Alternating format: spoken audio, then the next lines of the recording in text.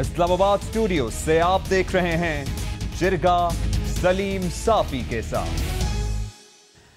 بسم اللہ الرحمن الرحیم۔ السلام علیکم ناظرین، پی آئی اے کا قیام 29 اکتوبر 1946 کو کلکتہ میں اورینٹ ایئر ویز کے نام سے عمل میں آیا، جو قیام پاکستان کے بعد سرکاری تحویل میں لے کر Pakistan international airlines corporation بن گیا، جبکہ ایمریٹس یا امارات ایئر لائنز کا قیام 1985 میں عمل میں آیا، جس کے لیے ابتدائی طور پر 2 جہاز پی آئی اے نے لیز پر فراہم کیے۔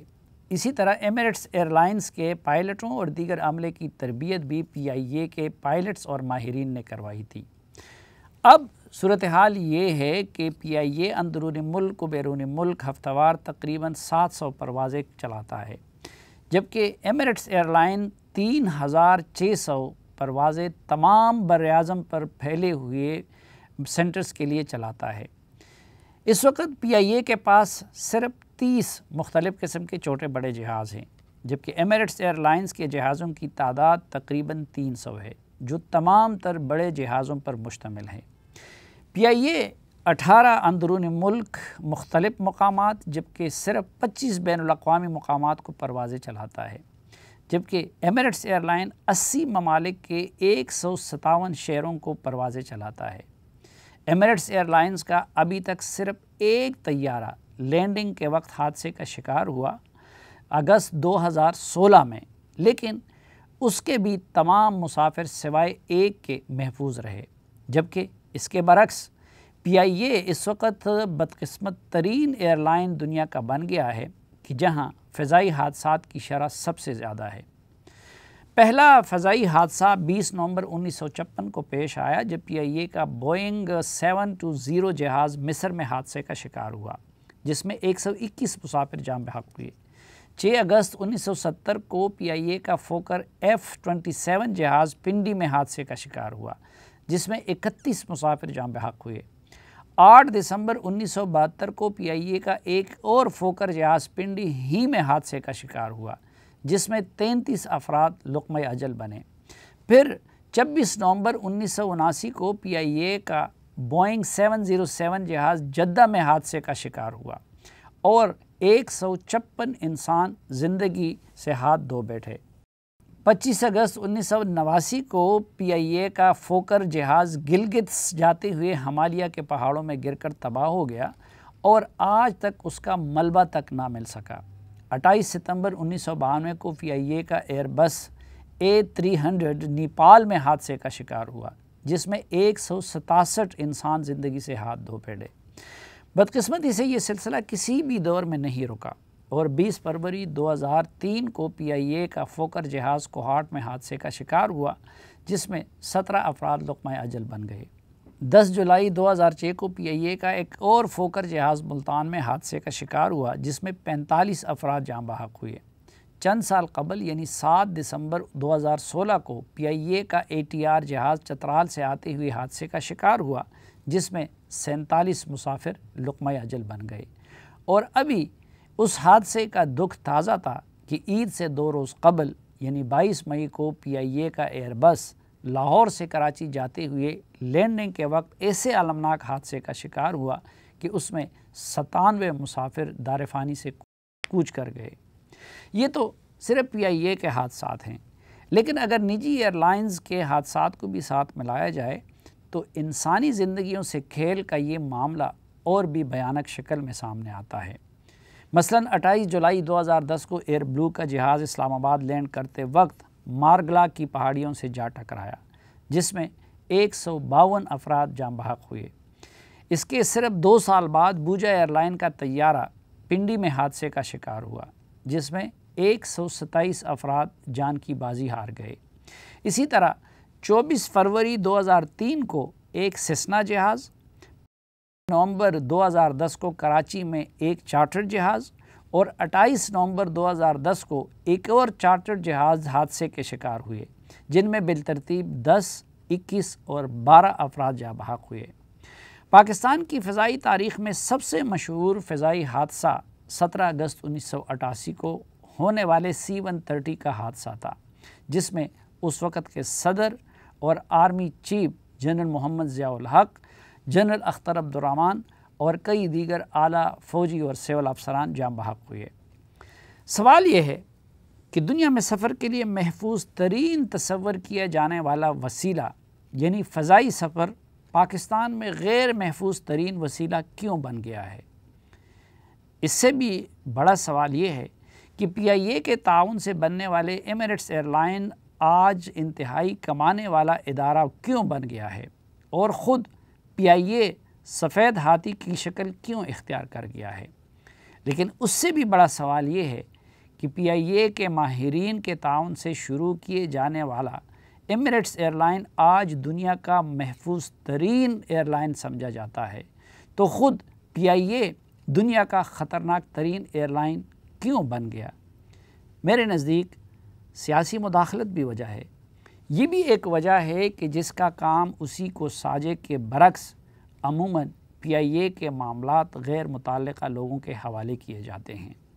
यूनियन बाजी ने भी PIA की हालत अबतर करने में अपना किरदार अदा किया है, लेकिन असल मसला या उम्मुल मसाइल ये है कि यहाँ जज़ा व सज़ा का तसव्वुर नहीं। नाकारनामे सर अंजाम देने वालों को नवाजा जाता है और ना जराइम के मुर्तकिब अफराद को सज़ा दी जाती है। और तो और आज तक कौम के सामने ये हक़ाइक़ भी नहीं लाए गए कि किस हादसे का ज़िम्मेदार कौन था। 22 मई को कराची में होने वाले हादसे की तो अभी तहकीक़ात होनी है। हालांकि आलमी मायार को अपनाए बग़ैर और पायलटों को नुमाइंदगी दिए बग़ैर ये इंक्वायरी भी मुतनाज़ा होगी। लेकिन सवाल ये है कि माजी में जो फ़िज़ाई हादसात हुए उनकी तहकीकाती रिपोर्ट्स सामने क्यों नहीं लाई जाती और ज़िम्मेदारों को क्यों सज़ाएँ नहीं दी जाती। वज़ीर-ए-आज़म के तर्जुमान शुगर इंक्वायरी कमीशन रिपोर्ट का हवाला देकर दावा करते हैं कि खान साहब किसी खौफ को जहन में नहीं लाते। अगर वाकई ऐसा है तो या बिस्मिल्लाह, माजी के तमाम फ़िज़ाई हादसात की इंक्वायरी रिपोर्ट सरकार की अलमारियों से निकाल कर कौम के सामने रख दिए जाएं। सानिहाए बावलपुर की रिपोर्ट से आगाज़ करें और एक एक दिन के वक्फे के साथ फ़िज़ाई हादसात की तमाम इंक्वायरी रिपोर्ट्स कौम के सामने रख दिए जाएं। ज़िम्मेदारों को सज़ाएँ देना तो बाद की बात है, कम अज़ कम कौम को इल्म तो होगा कि किस वक़्त कौन किस जुर्म या गफलत का मुर्तकिब हुआ। नाज़रीन, एक मुख्तसर सी ब्रेक और वापस आएंगे तो वफाकी वज़ीर हवाबाजी जनाब ग़ुलाम सरवर ख़ान हमारे साथ होंगे।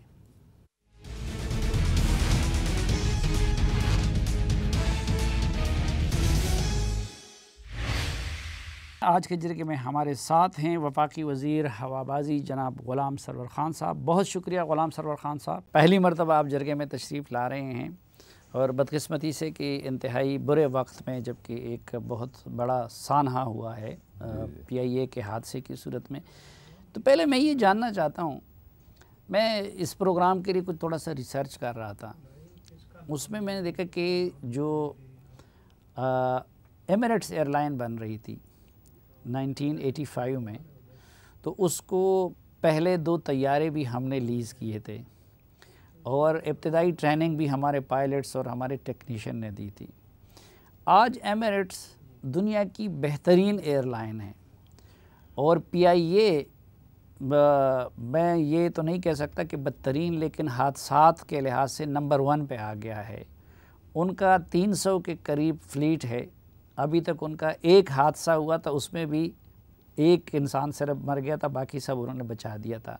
हम हादसात में सबसे आगे हैं। बतौर वज़ीर आपने क्या महसूस किया कि PIA की ये ज़बूहाली क्यों है? बिस्मिल्लाहिर्रहमानिर्रहीम। शुक्रिया साफ़ी साहब, शुक्रिया इस बात पे भी कि आपने याद किया और पहली दफ़ा आपसे मुलाकात भी हो रही है और बाज़ाब्ता गुफ्तगू भी हो रही है। वेलकम जी, आपकी मेहरबानी। और बड़ा पर्टिनेंट क्वेश्चन है आपका। देखें, जहाज़ भी वही हैं, एमिरेट्स के पास भी वही हैं, दुनिया के पास भी वही हैं और हमारे पास भी वही हैं। और जहाज़ की एक लाइफ होती है, उसके एक चेक्स होते हैं, वो भी डॉक्यूमेंटेड हैं और बर वक्त हैं। फिर क्या वजह है? और जो सिंपली मैं समझ सका हूँ کہ وجہ صرف ہمارا اپنا رویہ ہے کہ ہمارے کیئرنگ رویہ نہیں ہے، ہمارا کیئرلیس رویہ ہے ہمارا۔ مثال کے طور پہ چھوٹی سی مثال دیتا ہوں، روزمرہ سڑکوں پہ ہوتے ہیں ہم اور آپ لوگوں کو دیکھتے ہیں کہ دنیا میں کہیں بھی جائیں موٹر بائک کے لیے ہیلمٹ لازمی ہے۔ میں انڈیا گیا ہوں، ایک گھریلو خاتون اگر سودا سلف لینے جاتی ہے بازار تو وہ بھی سائیکل پہ ہیلمٹ لے کے جاتی ہے، وہ بچے کو اسکول سے لینے جاتی ہے تو بچے کا ہیلمٹ ساتھ لے کے جاتی ہے۔ تو ایک قانون ہے کہ اگر پہننا ہے تو کٹ بھی اس کے ساتھ، وداؤٹ کٹ اور وداؤٹ ہیلمٹ آپ موٹر بائک استعمال نہیں کر سکتے۔ ہمارے ہاں سوال ہی نہیں پیدا ہوتا۔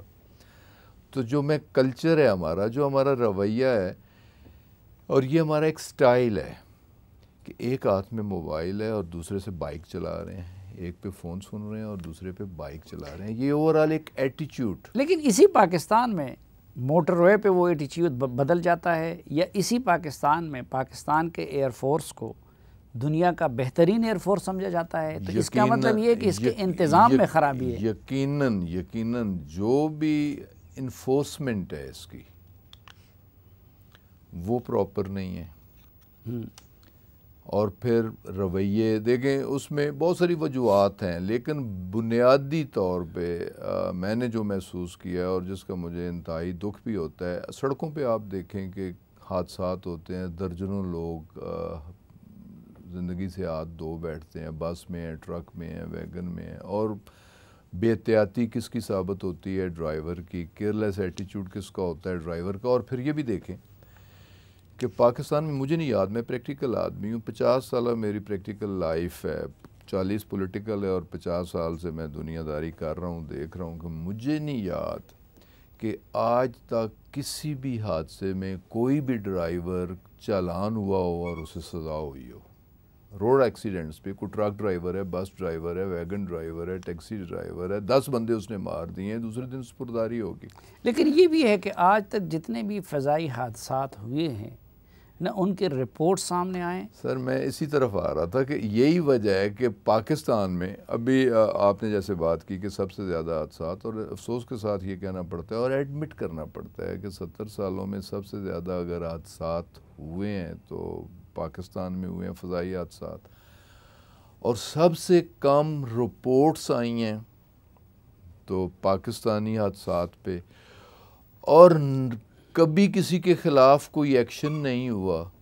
اگر رپورٹ آئی ہے تو وہ بھی مبہم، کلیئرٹی کے ساتھ نہیں آئی۔ پہلی بات تو ہے کہ رپورٹ بہادری کوئی نہیں کرتا، اگر رپورٹ آئی ہے تو اس میں کوئی کلیئرٹی نہیں ہے، وہ بھی مبہم ہے، اور اگر کہیں کسی کی ذمہ داری بھی فکس کی گئی ہے اور اس کے خلاف ایکشن نہیں ہے۔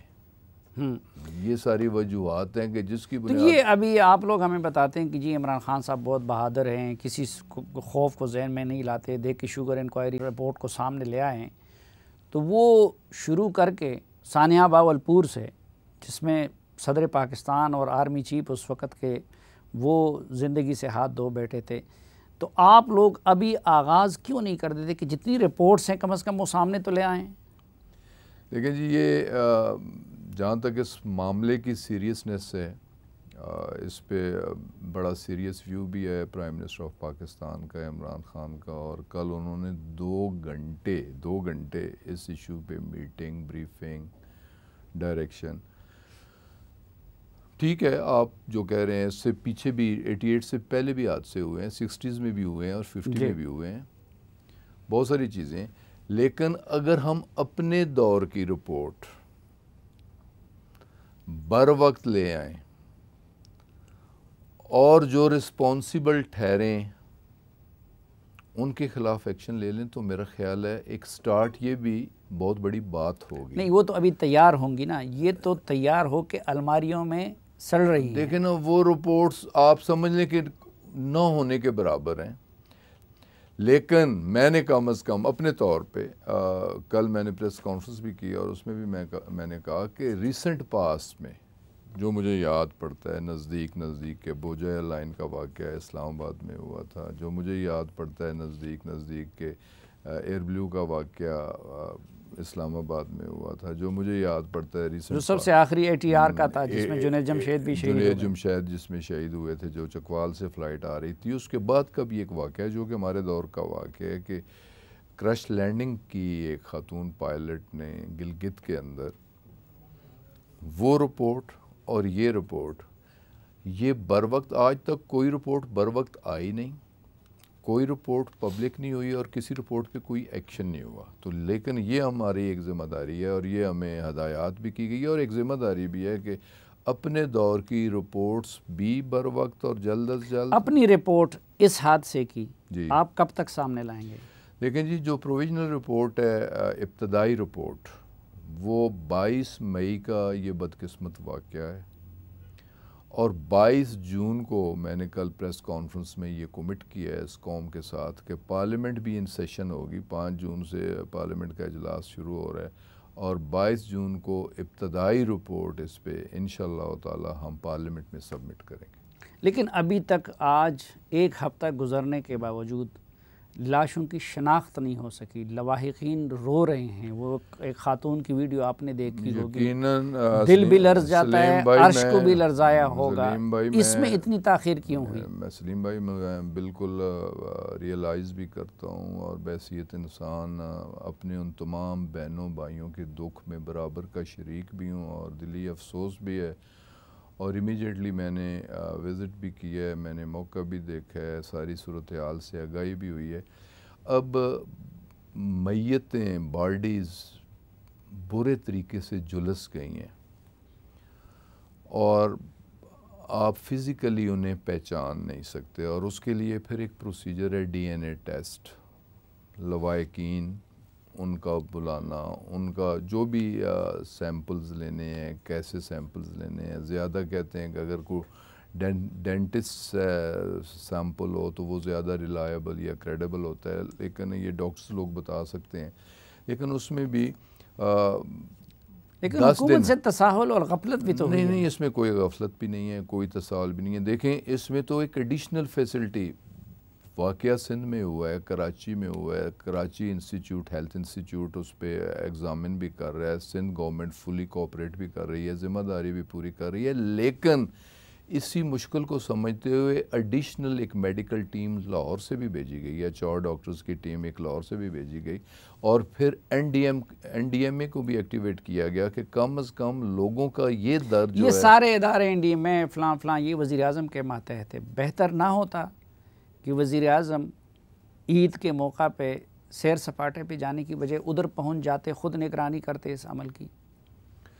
دیکھیں جی، وہاں امیجیٹلی کور کمانڈر پہنچے، امیجیٹلی رینجز کے جو کمانڈ، سدرن کمانڈ کے ذمہ دار تھے وہ پہنچے، امیجیٹلی چیف سیکرٹری انتظامیہ کے ہائی آفیشلز پہنچے، immediately chief executive PIA air vice marshal پہنچے، دوسرے دن امیجیٹلی پولیٹیکل لوگوں میں جانے والوں میں اور گورنر بیفور ٹائم، اس سے اگلے دن بھی پہنچے۔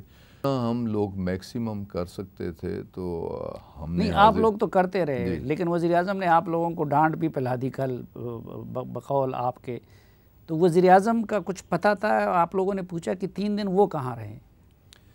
دیکھیں جی، آفٹر آل وہ پرائم منسٹر آف پاکستان ہیں، ہاں، اور عید کا موقع ہے، چھٹیاں ہیں، اور ہم تو پرائم منسٹر سے نہیں پوچھ سکتے، نہ پرائم منسٹر کو کہہ سکتے ہیں، ان کی پتہ نہیں کیا کمٹمنٹس تھیں، وہ کہاں پہ موجود تھے۔ نہیں عموماً تو پرائم منسٹر عید کی نماز، یہ بھی ہماری ایک روایت رہی ہے کہ پرائم منسٹر عید کی نماز کہیں نہ کہیں پڑھتے ہیں، لیڈ کرتے ہیں، بلکہ عید کی نماز تو ہے ہی حکمران کے لیے، تو آپ لوگوں کو بھی پتہ نہیں ہے؟ اس بار بدقسمتی سے عید کی نماز بھی جس طرح باقی نمازیں ہوئی ہیں بوجہ کرونا، جس طرح جمعے کے اجتماع ہوئے ہیں بوجہ کرونا، نہیں آپ بتانا نہیں چاہتے یا کہ بطور وزیر آپ کو بھی پتہ نہیں تھا کہ 3 دن؟ یقیناً جی انہوں نے عید، نہ میں نے پتہ کیا، نہ مجھے پتہ کرنے کی ضرورت تھی کہ ٹھیک ہے وہ پرائم منسٹر ہیں، تو یہ بہتر نہ ہوتا کہ اس دوران ان کی، لیکن یہ ذمہ داری ہم لوگوں کی تھی۔ دیکھیں گورنر سندھ وہاں پہنچے، بر وقت پہنچے، تمام ایڈمنسٹریشن پہنچی، ان لوگوں کا تو ان سے کوئی کام ہی نہیں تھا نا۔ نہیں،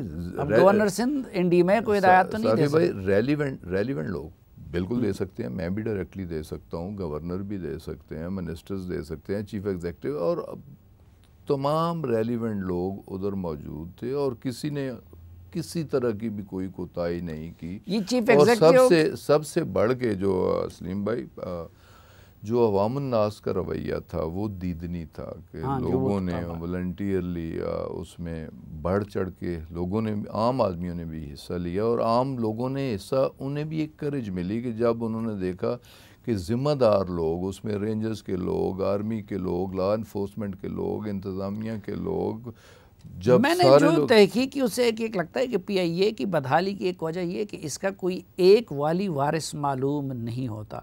اس وقت بطور وزیر سارے معاملات آپ کے ہاتھ میں ہیں.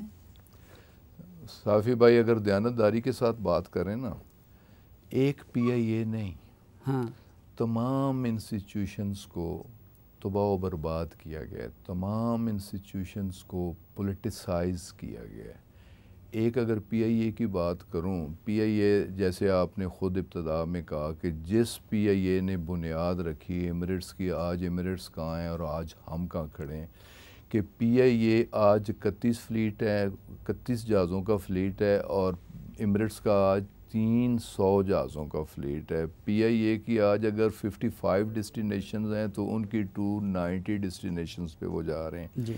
لیکن ان میں کوئی ڈسپلن بھی ہے اور اداروں کو سٹرینگتھن کیا گیا. یہاں جمہوریت کے نام پہ میں خود ایک پولیٹیکل ورکر ہوں، 40 سال میں نے اس فیلڈ میں، اس پروفیشن میں اپنی زندگی دی ہے، کہ ہر ادارے کو پولیٹیسائز کیا گیا. سیاسی بھرتیاں ہوتی ہیں،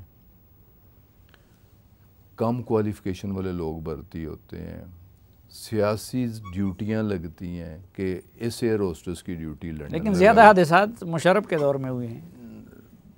حادثات جب بھی ہوئے لیکن اس ادارے کی جو بدحالی ہے یا انڈسپلنڈ ہے وہ سیاسی ادوار میں زیادہ ہوا. اس میں سیاسی مداخلت زیادہ ہوئی، سیاسی بھرتیاں زیادہ ابھی ہوئی. چیف ایگزیکٹو کا تقرر آپ نے کیا ہے؟ نہیں، مجھ سے تو یہ پہلے ہوا ہے لیکن میری گورنمنٹ نے کیا ہے. ہاں، تو سپریم کورٹ کے فیصلے کے بعد وہ کیوں برقرار ہیں؟ تو سپریم کورٹ نے خود ہی اسے ریلیف دیا ہے. For the time being matter supreme court میں پینڈنگ ہے، چیلنج ہوا ہے، سپریم کورٹ میں اس نے رپلائی دی ہے، اور میٹر سپریم کورٹ کے چیف جسٹس آف پاکستان کے پاس پینڈنگ ہے، اور فار دا ٹائم بینگ انہوں نے ہی کہا ہے کہ آپ جائیں اور آپ کام کریں. تو ابھی فائنل ڈیسیجن ہونا ہے، جو بھی چیف جسٹس کا سپریم کورٹ کا فیصلہ ہوگا منوان اس پہ عمل. روزویلٹ ہوٹل کو بیچنے کا جو معاملہ تھا اس میں آپ آن بورڈ تھے؟ دیکھیں جی، میں نے اس میں اپنا ایک رول جو مجھے ادا کرنا چاہیے تھا میں نے کیا، کہ وہ ڈائریکٹلی لیٹر لکھا چیف ایگزیکٹو نے پرائیویٹائزیشن کمیشن کو، اور میں نے کیبنٹ میں اسے اپوز کیا. میں نے کہا کہ یہ ڈائریکٹلی نہیں لکھ سکتے، انہوں نے کیوں بائی پاس کیا ایویشن ڈویژن کو. تو یہ میرا ایک رائٹ تھا، میں نے پوائنٹ آؤٹ کیا اور ریکارڈڈ ہے. تو یہ تو اب انصاف کی حکومت ہے، تو اس میں تو یہ سیاسی مداخلتیں اور یہ چیزیں ختم ہو جانی چاہیے تھی نا؟ یقیناً جی، ختم تو نہیں ہو سکتی، کم ہو سکتی ہیں اور کم ہو رہی ہیں. دیکھیں، جو اچھی بات ہم نے پچھلے ادوار بھی دیکھے ہیں، دوسرے لوگوں کی حکومتیں بھی دیکھی ہیں اور دوسری پارٹیوں کی لیڈرشپ کے ساتھ بھی کام کیا ہے. یہاں بات سنی بھی جاتی ہے، بات کرنے کا بندے کو موقع بھی دیا جاتا ہے. لیکن زیادہ کس کی سنی جاتی ہے، آپ جیسے لوگوں کی یا خاص مشیروں کی؟ دیکھیں جی، جو بھی سنانا چاہتا ہے اس کی سنی بھی جاتی ہے، اور سن کے تو کوشش. لیکن اب میں نے تو اس کیبنٹ میں بھی کام کیا ہے کہ کیبنٹ میں ایجنڈا آ گیا، ٹھیک ہے جی ٹھیک ہے، ٹھیک ہے جی ٹھیک ہے، کیبنٹ سیکرٹری ایجنڈا پڑھتا ہے اور پرائم منسٹر اس کی اپروول دیتا ہے. کوئی کیبنٹ کولیگ اس میں رائے نہیں دے سکتا. ہم تو کھل کے یہاں ڈسکس کرتے ہیں، اور کئی کیبنٹ میں آئے ہوئے ایجنڈے ڈیفر ہوتے ہیں. تو یہ بڑی مثالیں ایسی موجود ہیں. یہ کیسے ڈسکشن ہوتی ہے کہ پورے کیبنٹ میں ایک منسٹر بھی ان سے یہ نہیں پوچھ سکا کہ سر آپ 3 دن کہاں رہتے ہیں؟ دیکھیں جی، اگر چھٹی ہے تو وہ ایک بندے کا رائٹ ہے کہ وہ چھٹی جہاں مرضی گزارے. عید کا موقع ہے، یہ اس کا رائٹ ہے کہ وہ عید کہاں ادا کرے.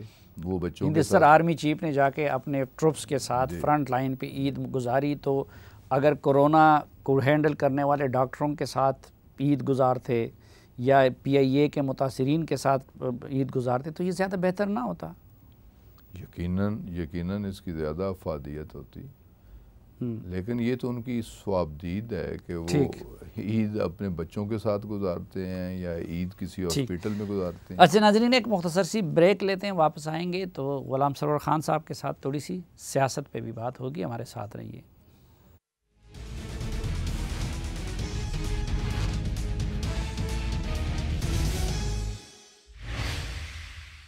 غلام سرور خان صاحب، ایک تو یہ بتائیے کہ یہ جو احتساب اصل موٹیو تھا آپ کی پارٹی کا، جو پی ٹی آئی کا احتساب، ٹھیک ہو رہا ہے؟ میرے خیال میں تو ٹھیک ہو رہا ہے۔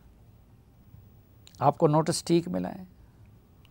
نوٹس گو مجھے نہیں ملا، لیکن میں نے تو اپنے آپ کو خود بھی پیش کیا ہے، اور میں نے تو یہ کہا ہے کہ ہم پوری وفاقی کابینہ اپنے آپ کو پیش کرتے ہیں، اور میں نے یہ کہا کہ جتنے لوگ ہم پارلیمنٹ میں، ہم سب اپنے آپ کو احتساب کے لیے پیش کرتے ہیں، سب کا احتساب ہونا چاہیے، اکراس دی بورڈ ہونا چاہیے، اور جو بات اچھی نہیں لگی کسی کو کہ ان کا بھی لازمی ہونا چاہیے کہ جنہوں نے 35 سال اقتدار انجوائے کیا ہے، جو 3 بار وزیر اعظم بنے ہیں ان کا بھی ہونا چاہیے، جو 6 بار وزرائے اعلیٰ بنے ہیں ان کا بھی ہونا چاہیے، جو 6 بار وفاقی وزیر بنے ہیں ان کا بھی ہونا چاہیے، اور اگر انہیں کو نوٹس جائے تو وہ سٹ پٹا کیوں جاتے ہیں، وہ اتنے چیختے اور چلاتے کیوں ہیں؟ وہ تو یہی لوگ ہیں نا، یہ خسرو بختیار ہے، وہ جون سے دیکھا نا، وہ جون سے، وہ شہباز شریف بھی ہیں،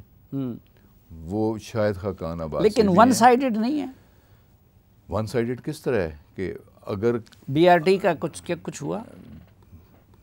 ضرور ہونا چاہیے، میں تو کہتا ہوں ضرور ہونا چاہیے۔ نہیں تو آپ تو کہہ رہے ٹھیک ہو رہا ہے نا۔ نہیں، میں تو کہتا ہوں ہونا چاہیے، میں تو اس سے اتفاق کرتا ہوں، میں تو کہتا ہوں اکراس دی بورڈ ہونا چاہیے، گورنمنٹ کا ہونا چاہیے، اپوزیشن کا ہونا چاہیے۔ میں تو یہ بھی کہتا ہوں کہ جو امینڈمنٹ ہم کرنا چاہ رہے ہیں، ہماری کیبنٹ کرنا چاہ رہی ہے، ہماری گورنمنٹ کرنا چاہ رہی ہے، جس پہ آرڈیننس ہوا ہے کہ کچھ بزنس مینوں کو اور کچھ بیوروکریٹس کو ریلیف، یہ بھی نہیں ہونا چاہیے۔ میں نے تو کیبنٹ میں اس پہ بھی اعتراض کیا کہ across the board who, politicians کا بھی ہو، لیکن ہے تو نہیں نا اکراس دی بورڈ۔ حالانکہ پولیٹیشنز کا ہر وقت احتساب ہوتا ہے، ہم تو شیشے کے گھر میں ہوتے ہیں، ہم نے تو الیکشن لڑنے جانا ہے تو ایسٹس ڈکلیئر کرنے ہیں، ہم اسمبلی میں آئیں گے تو ہم نے ٹھیک تو وہی ہوگا جس میں جج کا بھی ہو، جرنیل کا بھی ہو، جرنلسٹ کا بھی ہو اور سیاستدان کا بھی ہو۔ جی بالکل، یہ باقی 3 طبقات کا تو نہیں ہے نا، ابھی جرنلسٹوں کا تو خیر شروع ہوا ہے، لیکن یہ باقی اس کا تو آپ پھر کس طرح کہتے ہیں؟ آرمی کے اندر بھی ایک احتساب کا عمل، میرے علاقے کے 2 سینئر افسران، ایک کو ڈیتھ سینٹینس ہوئی، ایک کو لائف امپریزنمنٹ ہوئی، میرے علم میں ہے۔ بہت سارے ایسے لوگ جن کا کورٹ مارشل ہوا، میرے علم میں ہے۔ جوڈیشری کا بھی ہونا چاہیے۔ دیکھیں، میں تو اس حق میں تھا جب چیف جسٹس چودھری افتخار کے خلاف ریفرنس گیا تھا، اس وقت بھی میں ایک کیبنٹ میں موجود تھا، اور اس کیبنٹ میں وہ ریفرنس ڈسکس ہوا تھا، اور ریفرنس کس کے پاس جا رہا تھا؟ سپریم جوڈیشل کونسل کے پاس جا رہا تھا۔ سپریم جوڈیشل کونسل کی کمپوزیشن کیا تھی؟ Chief justice of Pakistan, 3 senior justices of supreme court of Pakistan, تو 4 چیف جسٹس، چاروں ہائی کورٹس کے، انہوں نے دیکھ کے ریفرنس غلط تھا یا ریفرنس صحیح تھا، تو ریفرنس سنا نہیں، اور جو اس کے بعد ہوا میں اس کی تفصیل میں جانا نہیں چاہتا۔ احتساب اکراس دی بورڈ ہونا چاہیے۔ اکراس دی بورڈ تو یوں نہیں ہے نا کہ کوئی انکوائری کی سٹیج پہ گرفتار ہوتا ہے، کوئی انویسٹیگیشن کی سٹیج پہ گرفتار ہوتا ہے۔ میر شکیل کی نئی روایت قائم ہوئی کہ کمپلینٹ کے سٹیج پہ گرفتار ہوا، انکوائری کی سٹیج پہ اور یہ سارے دیکھیں نا، sitting minister, senior minister local government Aleem Khan صاحب انکوائری کی سٹیج پہ گرفتار ہوئے، 100 دن جیل میں، اور اکاؤنٹیبلٹی کورٹ، وہ تو حکومتی شے پہ ہو گئے نا۔ حکومتی شے پہ نہیں ہوئے، سبطین خان ہوئے۔ آج ایک اور ہمارے کو نیازی صاحب ہیں، ہمارے لیبر منسٹر ہیں پنجاب سے، سنا ہے کہ انہیں بھی نوٹس ہوا ہے، تو یہ کچھ آپ کو اپریشیٹ کرنا چاہیے صافی صاحب، کہ آپ کو ملنے والا نوٹس بھی ہم اپریشیٹ کریں۔ میں نے خود اپریشیٹ کیا ہے، آپ کریں نہ کریں، میں نے تو on the floor of the house appreciate کیا ہے کہ مجھے اپنی صفائی دینے کا موقع مل جائے گا، اور میں نے تو یہ بھی کہا کہ ٹھیک ہے، جو میرے خلاف آئے اس پارلیمنٹ میں بتایا جائے کہ جب میں پالیٹکس میں آیا تو میرے ایسٹس کیا تھے، آج میں جہاں کھڑا ہوں میرے ایسٹس کیا ہیں؟ جہانگیر ترین کے ساتھ اچھا ہو رہا ہے یا برا ہو رہا ہے؟ دیکھیں جی، کسی کے ساتھ نہ اچھا ہو رہا ہے نہ برا ہو رہا ہے، میں اس تفصیل میں آپ یہ دیکھیں، یہاں انڈیویجولز میٹر نہیں کرتے. کبھی کسی نے، مجھے بھی 40 سال اس فیلڈ میں صافی صاحب ہو گئے ہیں، میں نے نواز شریف کی 3 بار حکومت بھی دیکھی ہے اور 6 بار اس کی صوبے میں بھی حکومت دیکھی ہے، اور آج بھی 6ٹھی بار پیپلز پارٹی کی حکومت بھی موجود ہے کہ پیپلز پارٹی کے آج بھی چیف منسٹر اور منسٹرز موجود ہیں اور کرپشن کے چرچے عام ہیں. کبھی کوئی نوٹس، کوئی ایکشن، کوئی گورنمنٹ کی کسی لیول پہ کوئی ان کے خلاف کارروائی ہوئی؟ کبھی ان کے اپنے ادوار میں ان کے خلاف کوئی ایکشن ہوا؟ تو اگر وہ تو برے تھے نا. نہیں میں برا نہیں کہہ رہا، یہ تو اپریشیٹ کرنا چاہیے کہ پاکستان کی ہسٹری میں پبلک امپورٹنس کے ایشوز پہ اگر آٹا چینی ناپید ہوئے، ان کا کوئی کرائسس آیا، پبلک کی ڈیمانڈ تھی، کیبنٹ میں ڈسکس ہوا، تو اس پہ بھی ایک کمیشن بنا. اور پھر ایک کمیشن نے جن لوگوں کو ذمہ دار قرار دیا ہے، جہانگیر ترین، خسرو بختار، ان کے خلاف کارروائی ہونی چاہیے کہ نہیں؟ دیکھیں جی، دوستیاں تعلقات اپنی جگہ، میری دوستی، تعلقات، عزت و احترام کا رشتہ. اگر جہانگیر ترین نے کچھ غلط کیا ہے تو ضرور اس کا حساب کتاب بھی ہونا چاہیے، احتساب بھی ہونا چاہیے، اور اگر خسرو نے بھی کچھ غلط کیا ہے تو ضرور اسے بھی بھگتنا چاہیے. اس کے بعد خسرو کو کابینہ میں بیٹھنا چاہیے؟ یہ تو ڈیپینڈ کرتا ہے، خسرو کے خلاف کوئی ورڈکٹ نہیں آیا نا. اگر اس کا بھائی اس میں ڈائریکٹلی انوالو ہے تو کہیں خسرو بختیار کی انوالومنٹ، پھر سلیمان شہباز کے لیے پھر شہباز شریف کا کوئی تعلق نہیں؟ سلیمان شہباز ڈائریکٹلی انوالو، لیکن شہباز شریف حمزہ شہباز ڈائریکٹلی انوالو، لیکن شہباز شریف کا پھر کوئی تعلق شہباز نہیں شریف صاحب ڈائریکٹلی انوالو. جو ان کے 25 کیسز ہیں، جو ان کے منی لانڈرنگ کے کیسز ہیں، ان میں ڈائریکٹلی وہ انوالو ہیں، ان کے ملازم ہیں، ان کے اکاؤنٹس ہیں، ان کی کمپنیز میں پارٹنرز ہیں. تو میں وہ سارے لوگ جن کے خلاف کچھ ہو رہا ہے، میں کم از کم اس سارے پروسیس کو سراہتا ہوں. آپ سمجھتے ہیں کہ یہ جن لوگوں کے نام ہے، اور یعنی ماضی میں بھی لوٹا گیا ہے، لیکن رپورٹ تو یہ بتا رہی ہے کہ جس بری طریقے سے اب کے بار لوٹا گیا ہے، ماضی میں مثال نہیں ملتی، تو کیا یہ سارے لوگ نیب کے سپورٹ کرنے چاہیے؟ سلیم صاحب 2017-18 میں شاہد خاقان صاحب پرائم منسٹر تھے، 22 بلین کی سبسڈی دیتے ہیں. مسلم لیگ نواز کی حکومت ہوتی ہے، 29 بلین سبسڈی دیتے ہیں. اور سبسڈی کس کو دے رہا ہے؟ پرائم منسٹر، ایک نومینیٹڈ پرائم منسٹر. کمیشن کی رپورٹ کی بنیاد پہ بتا رہا ہوں، مسئلہ صرف سبسڈی نہیں ہے، مسئلہ مصنوعی قلت پیدا کر کے مال کمانے کا ہے، مسئلہ افغانستان کے نام پہ جعلی اسمگلنگ کا ہے.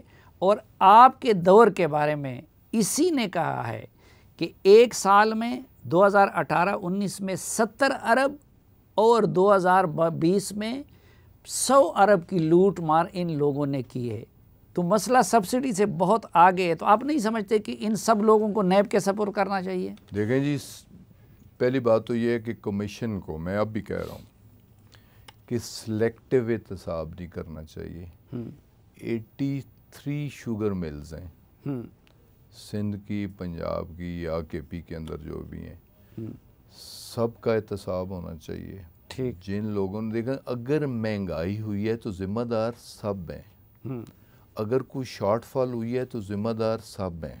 بے شک جہانگیر ترین ہو، بے شک جو بھی ہو اس کے خلاف جو بھی، اگر کسی نے غلط فزیکلی ایکسپورٹ نہیں ہوئی تو ڈاکومنٹڈ ایکسپورٹ ہوئی ہے، اگر یہ ثابت ہوتا ہے تو اس کے خلاف بھی. اس میں ایک اور مسئلہ ہے، حدیث ہے کہ رشوت لینے اور دینے والا دونوں جہنمی ہیں. جی جی. یہاں ہم وہ آخرت کی بات تو نہیں کرتے، لیکن جس نے یہ لوٹ مار کا موقع دیا، ایکسپورٹ کی اجازت دی اسد عمر صاحب نے، کمیشن نے کہا ہے کہ اس کے آرگومنٹ نان کنونسنگ، رزاق داؤد کے کمیشن نے کہا ہے اس کے آرگومنٹ ناٹ کنونسنگ، سبسڈی دی بزدار نے، وہ تینوں ہیرو اور اس سے فائدہ اٹھانے والے زیرو. تو آپ نہیں سمجھتے کہ جن لوگوں نے یہ موقع فراہم کیا، قلت کے باوجود ایکسپورٹ کی اجازت دی، ان کے خلاف بھی کارروائی ہونی چاہیے؟ دیکھیں جی، پہلی بات تو یہ ہے کہ جیسے آپ نے رزاق داؤد صاحب کے بارے میں بات کی، اگر شوگر بورڈ کی ریکمنڈیشن موجود ہے اور کسی بنیاد پہ موجود ہوگی, کوئی کیلکولیشن ہوگی جس کی بنیاد پہ انہوں نے کہا. میں خود اس ECC کا ممبر تھا جس میں یہ ڈسکشن ہوئی تھی کہ ایکسپورٹ کی اجازت دی جائے. جب یہ کہا جاتا ہے کہ 2 ملین ٹن سرپلس شوگر موجود ہے اور وہ ڈاکومنٹڈ ہو اور ECC میں وہ سبمیشن ہو, جب ایک سمری آتی ہے کہ 2 ملین ٹن سرپلس موجود ہے تو اس میں پھر ECC نے اپروول دی. یعنی دینے والے جسٹیفائیڈ تھے, نہیں لینے والے گناہ, دینے والے بھی چارج ہونے چاہیے, بالکل ہونے چاہیے. میں تو خود اگر ہم نے غلط کیا ہے, اگر ہمارے خلاف کوئی ایسی چیز ہے تو بالکل ہونے چاہیے. اچھا جی, یہ جو آپ کچھ مشیر اور غیر منتخب لوگ جن کو آپ پہچان بھی نہیں رہے تھے, تو ان کو پہچان لیا آپ نے کہ کون کہاں سے آیا؟ بہت سارے لوگوں سے اب تعارف ہو چکا ہے جی. اچھا, یہ آپ کا اشارہ کن کن کی طرف تھا, کس کس کو نہیں پہچان رہے؟ بہت سارے ایسے تھے جی, اب آپ کو بھی پتہ ہے کہ زلفی بخاری کو تو آپ بہت پہلے سے پہچانتے ہیں نا. زلفی بخاری تو میرا خیر ہمسایہ بھی ہے, اس کے تو ان کی طرف آپ کا اشارہ نہیں تھا؟ میں انہیں ان کے باپ دادا کو بھی جانتا ہوں, ان کے ساتھ خاندانی روابط. تو ان کی طرف اشارہ نہیں تھا؟ نہیں, میرا کسی اسپیسیفکلی اشارہ نہیں تھا. دیکھیں, میرا ایک اصولی موقف تھا, وہ زلفی بخاری ہو, وہ ABCDEF کوئی بھی ہو. ٹھیک, اگر میں فیڈرل کیبنٹ میں بیٹھا ہوں تو میں الیکشن میں جاتا ہوں تو میں اپنے تمام ایسٹس ڈکلیئر کرتا ہوں اور اپنے تمام ڈیوز کلیئر کرتا ہوں اور نو آبجیکشن سرٹیفکیٹ لیتا ہوں, تو اسکروٹنی میں تب میرے نومینیشن کلیئر ہوتے ہیں. میں پارلیمنٹ میں آتا ہوں تو میں اپنے ایسٹس ڈکلیئر کرتا ہوں. میں پارٹی کی سینٹرل ایگزیکٹو کا ممبر بنتا ہوں تو میں اپنے ایسٹس ڈکلیئر کرتا ہوں. میں پارٹی کی کور کمیٹی کا ممبر بنتا ہوں تو میں اپنے ایسٹس ڈکلیئر کرتا ہوں. تو کیا یہ نوری مخلوق ہیں؟ کوئی بھی ہے, ABCD ہمارے دوست بھی ہیں, بھائی بھی ہیں, اور اصل اختیارات بھی ان کے پاس ہے, اور انہیں بھی کرنا چاہیے. یہ ایک ہمارا اصولی موقف تھا جس سے پرائم منسٹر نے بھی اتفاق کیا اور پرائم منسٹر نے حکم بھی دے دیا, اور اب سارے اپنے ایسٹس ڈکلیئر کریں. صرف ایسٹس نہیں, شہریت کے معاملات بھی, ساری بچوں کے معاملات, ساری چیزیں انہیں کرنی جو منتخب لوگ کرتے ہیں, ساری چیزیں, کیونکہ اصل حکومت تو جو ہم کرتے ہیں انہیں کرنا پڑے گا, تب ہی ان کا آپ سے زیادہ کرنا چاہیے. وہ اصل حکومت تو وہ چلا رہے ہیں, اصولاً انہیں کرنا چاہیے.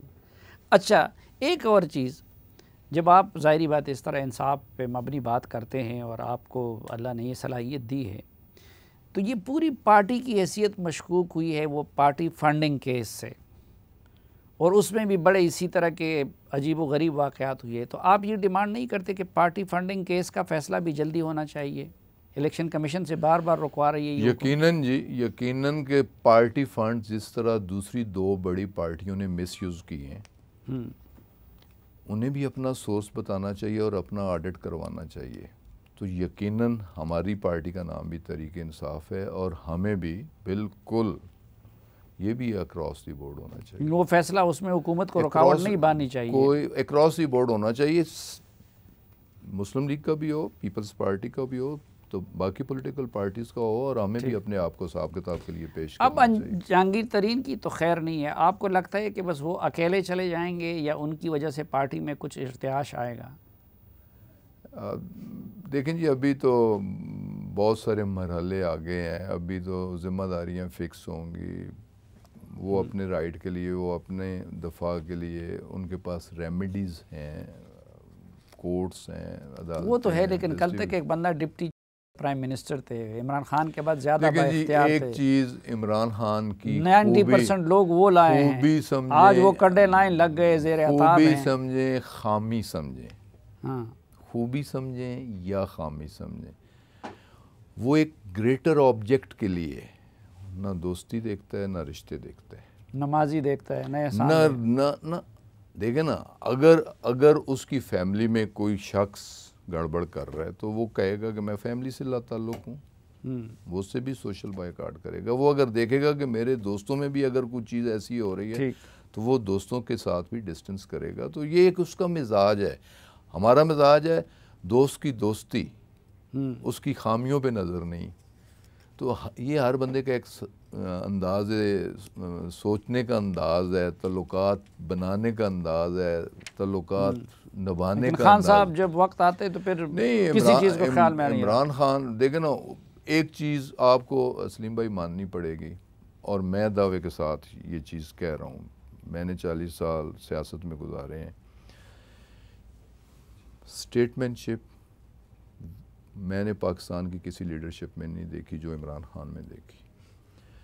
دیانت میں نے جو بھی پاکستان کی لیڈرشپ میں محترمہ بے نظیر بھٹو کی شکل میں، یہ تو جو بھی وزیر اعظم ہوتا ہے اس کے بارے میں لوگ یہ کہتے ہیں. نہ میں محمد خان جنیجو کی صورت میں ضیاء الحق کی صورت میں شوکت عزیز کی صورت میں، یو ٹرنز کسی اور وزیر اعظم کے اتنے دیکھے ہیں جو دیکھیں نا، ایک بڑا مقصد حاصل کرنے کے لیے، زندگی میں ایک بڑا مقصد حاصل کرنے کے لیے رستہ اگر تبدیل کرنا پڑے تو یہ کوئی حرج نہیں. لیکن یو ٹرن بھی کسی اور وزیر اعظم کے دیکھیں نا، یو ٹرن رستہ تبدیل کرنے کو کہتے ہیں. نہیں، آپ ٹھیک ہے اچھی وصف اس کو کہے، لیکن اتنے کسی اور کے تو نہیں دیکھے ہوں گے نا. اصول کے لیے، عظیم تر مقاصد حاصل کرنے کے لیے میرے خیال ہے کوئی جرم نہیں. دیکھیں نا، آرمی بھی ریٹریٹ کرتی ہے، سیکنڈ ڈیفense میں آ جاتی ہے، سمجھتے ہیں کہ ہم اس پہ بھی ڈیفenس نہیں کر سکتے، پھر تیسری ڈیفenس لائن میں آ جاتی ہے، تیسری ڈیفenس لائن میں آ کے پھر ایگریشن کرتی ہے. تو یہ ایک اسٹریٹجی ہوتی ہے ہر فیلڈ کی. بہت شکریہ جناب غلام سرور خان صاحب جرگہ میں تشریف لانے کا اور ہمیں وقت دینے کا. ناظرین، غلام سرور خان صاحب کے ایک بار پھر شکریہ، اور اس دعا کے ساتھ کہ آپ جہاں بھی رہیں خیریت سے رہیں. آج کے اسپیشل جرگے سے اجازت چاہتا ہوں. اللہ حافظ.